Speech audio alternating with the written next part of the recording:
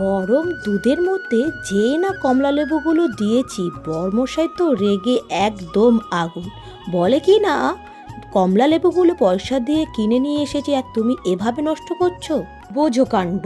কোথায় নষ্ট করছি? গ্যাসের উপর একটা কড়াই বসিয়ে দিয়েছি, 300 গ্রাম এখানে দুধ নিয়ে নিলাম, দুধটাকে অল্প একটু ফুটতে দিয়েছি। এবারে এদিকে আমি 3টে কমলা লেবু নিয়ে নিয়েছি, 3টে কমলা লেবুটাকে খোসা ছাড়িয়ে নেব। আর খেয়াল রাখতে হবে খোসাগুলো যেন একদম ওই মাঝখান থেকে যেন ওই শিরাটা না বেরিয়ে যায়, তাহলে এই রেসিপিটা একদমই খেতে ভালো লাগবে না, ঠিক ছাড়া ছাড়া ভাব লাগবে।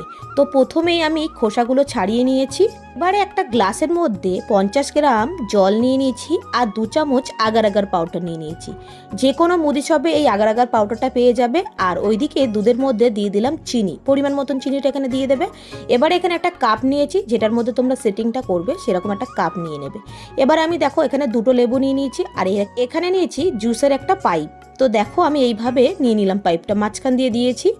এবারে এটাকে ভালো করে দেখো আগার আগার পাউডারটা আমি এবারে দিয়ে দেবো, এই যে মিশ্রণটা রেডি করে রেখেছিলাম সেটা দিয়ে দেবো। দিয়ে এটাকে অবরন্ত নাড়তে হবে, নাড়া বন্ধ দিলে একদমই হবে না, তলায় ধরে যেতে পারে কিংবা ভালো ঘন হবে না। এইভাবে দেখো ঘন হয়ে গেছে কতটা, দেখতেই পাচ্ছ। এবার এই গরম অবস্থায় লেবুর মধ্যে দিয়ে দিতে হবে।